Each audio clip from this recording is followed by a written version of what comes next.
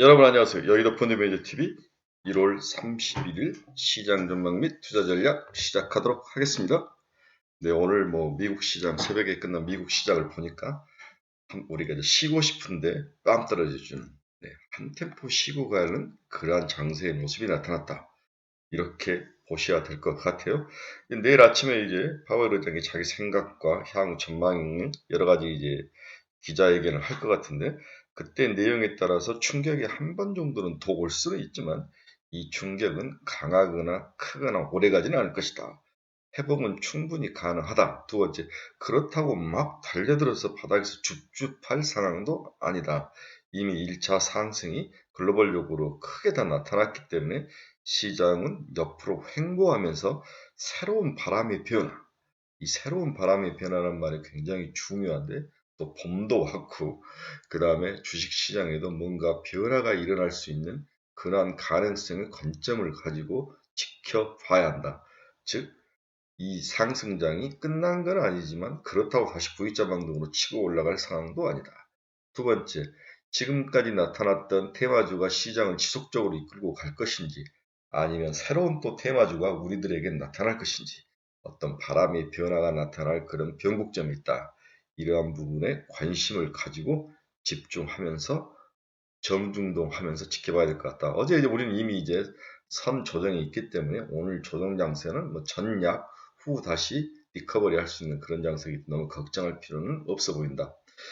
저희 이제 우리 유튜브 친구들하고 저희 카페 친구들은 제가 지속적으로 이익 실현이라 몇 번 이야기를 했죠. 이익 실현할 타이밍이다. 이제 오늘은 이제 하락하는데 팔아야 되는가?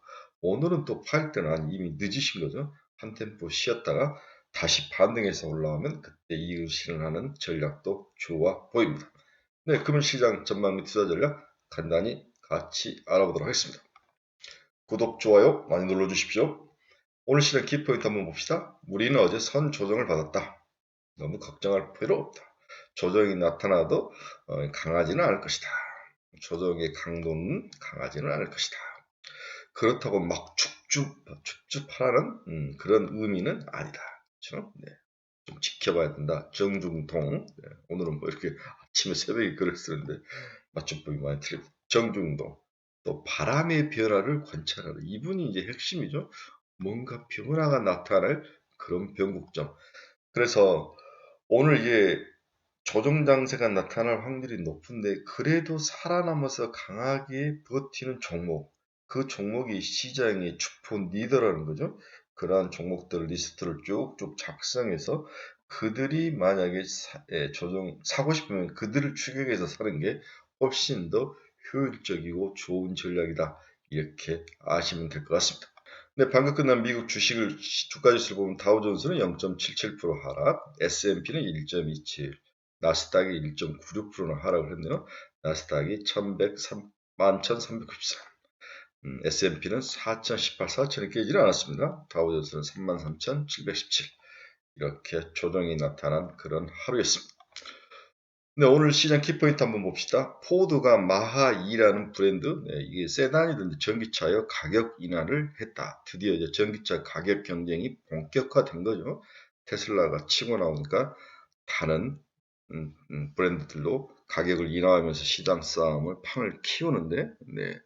마하2는 아마 48,000달러에서 6만 달러 정도 하는 전기차인데 78,000대가 팔렸는데 올해 가격을 인하하면서 10만 대까지 파는 전략.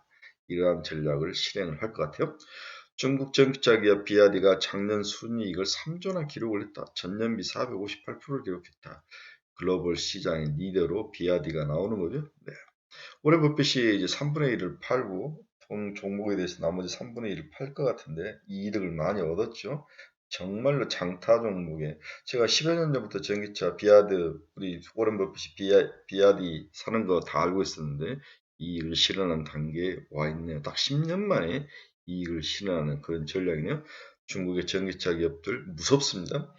저는 이제 테슬라를 좀 안 좋게 보는 게 저는 기본적으로 기술적 반응을 할 수 있지만 미래가 그렇게 절망치 않은 것은 중국 전기차 시장이 유럽 시장에 대한 공략, 남미 시장에 대한 공략, 이런 공략들이 생각보다는 강할 것이다. 그 이유는 전기차의 수준이 내연기관차와 다르게 이미 중국이 어느 정도 포텐셜이 올라와 있다는 거죠. 네. 그런데 가격은 싸다. 전기차는 타고 싶다.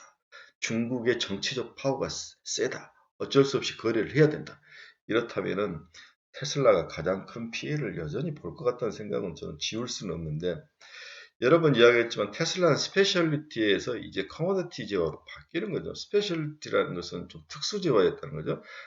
테슬라를 타고 다니는 사람들의 신분, 레퓨테이션, 어떤 세련된 이미지가 이제 커머디티와 기나 고동이나 다 타고 다니는 커머디티 제어가 됐다는 거죠. 어떤 제어가 커머디티 제어가 되면은 시클리컬 산업으로 들어가 버린 거죠. 시클리컬 산업으로 들어가면 가장 큰 약점이 밸류에이션을 높게 주지 못한다는 것, 그리고 지속적으로 가격 경쟁력과 경쟁자와 싸움을 해야 된다는 것, 투자를 지속적으로 해야 된다는 것, 이러한 것들 때문에 뭔가 밸류에이션을 높게 줄 수 없는 상황, 그 단계에 이제 테슬라가 온 게 아닌가.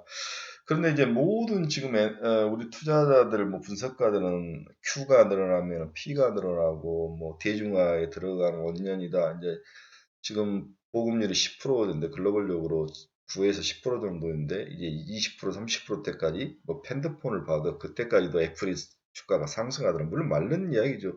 그때는 애플이라는 단독 브랜드가 있기 때문에 가능하지만 경쟁자가 없어. 삼성 정도가 경쟁자였죠. 그런데 전기차는 그렇지 않다는 거예요. 각 나라마다, 각 브랜드마다 유럽에 있지, 미국에 있지, 아시아에 있지, 중국에 있지. 이건 핸드폰과 다른 영역이라는 거죠. 네, 저는 그렇게 보고서 테슬라에 대한 전기차는 $200가 맥스일 수 있다. 뭐 이런 생각도 개인적으로 해봅니다. 저는 그렇게까지 긍정적으로 테슬라의 미래를 보고 싶지는 않습니다. 독일 4분기 경제 성장률은 0.2% 역성장을 했다. 경기 침체에 직면했다. 갤럽이 선문조사를 할 때 미국 국민 21%가 최대 문제로 정부를 지목을 했다. 아, 그러네요. 네. 바이든도 좀 인기가 없는 정부죠. 어제 일본 내가 우연히 본 신문 게 기시다도 그 지지율이 30%, 우리나라 38%, 글로벌 정치 리더들 중에서 인기 있는 리더는 없는 것 같습니다. 올가는 애플의 2019년 이후 첫 매출 감소가 전망이 된다. 좀 부정적으로 봤네요. 티톡 CEO가 미 청문회 출석해서 안보 위험론을 해명을 할 것이다. 필립스가 네덜란드 필립스가 2025년까지 6,000명을 감원한다. 전체 직원의 7%. 무섭네요. 외국 기업들 감원하면 보통 10% 정도 감원을 하네요. 인도 아다니 그룹, 헤지펀드 공격에 3일새 84조 원이 증발을 했다. 아다니 그룹은 여러분이 알다시피 인도에서 넘버 3 정도가 되는데 이 회사는 주로 광산, 항만, 그 다음에 여러 가지 인프라를 투자하는 인도의 인프라를 투자하는 대기업이죠. 이 대기업이 힌덴버그라는 그러한 헤지펀드의 공격을 받았습니다. 이 힌덴버그가 여러분 기억나시고 옛날에 니콜라 우리 그 전기차 있지 않습니까? 트럭을 만든 전기차 사기다 이렇게 발표를 하면서 니콜라를 박살냈던 공매도로 그런 전력이 있는 무서운 회사인데 이 회사가 인도의 3인 힌덴버그 아다니 그룹을 공격을 한 거죠.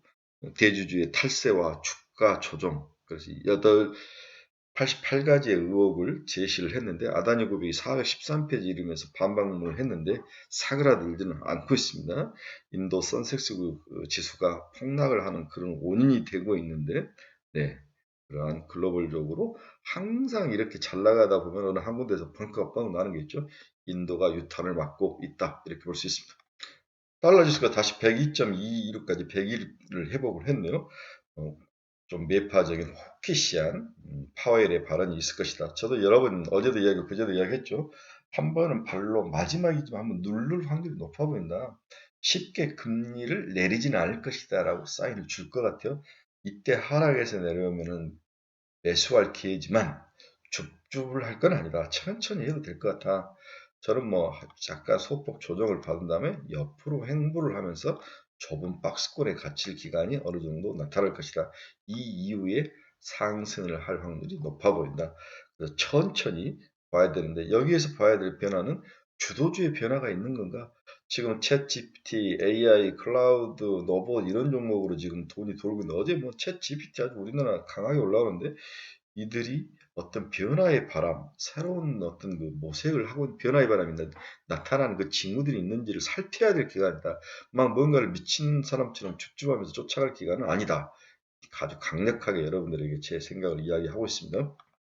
미 국채금리 한번 살짝 올랐어요. 2년짜리는 3.9bp, 10년짜리는 2.8bp, 그렇게 크게 오르지 않았지만 일단은 금리가 상승을 했습니다. 반면 WTI는 하락을 했네요. 1.21% 하락해서 78.31달러에 마감을 했습니다. 약간의 조정이 있다 이렇게 볼 수 있는 거죠. 미국의 주요 기업 주가 한번 봅시다. 애플은 2.01% 하락, 테슬라가 6.3이나 하락을 했네요. 근데 어제 루시드 그 난리를 피고 48% 오르더만 오늘은 8.7% 대꼬받고 했습니다. 엔비디아는 5.91% 하락하며 조정이 컸네요. 191달러, 200달러를 다시 토해내네요.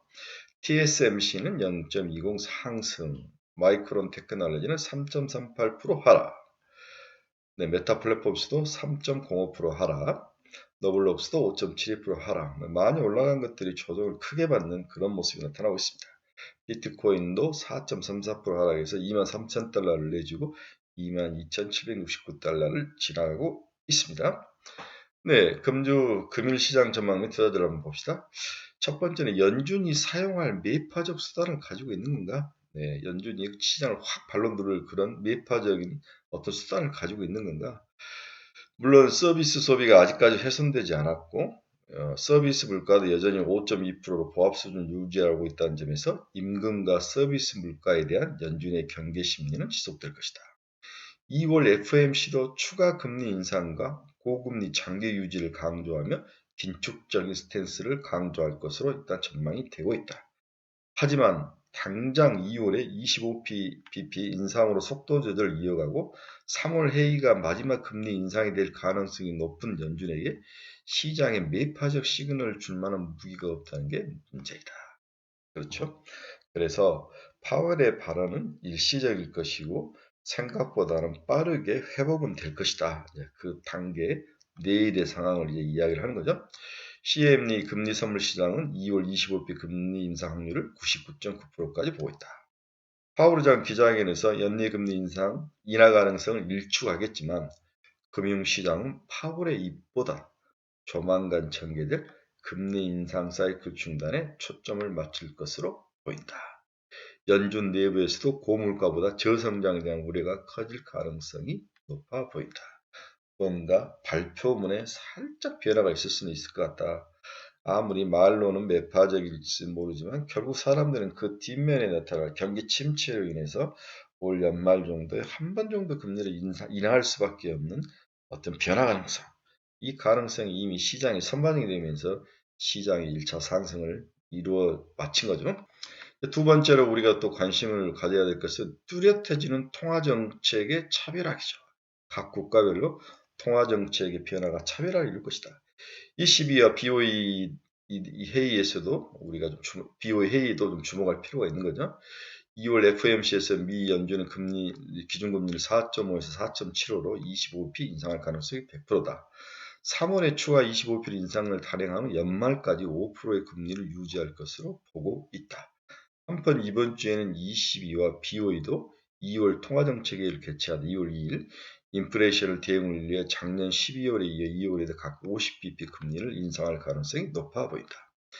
영국의 소비자 물가는 10%대에 아직도 머물러 있고 12월에 10.5였죠.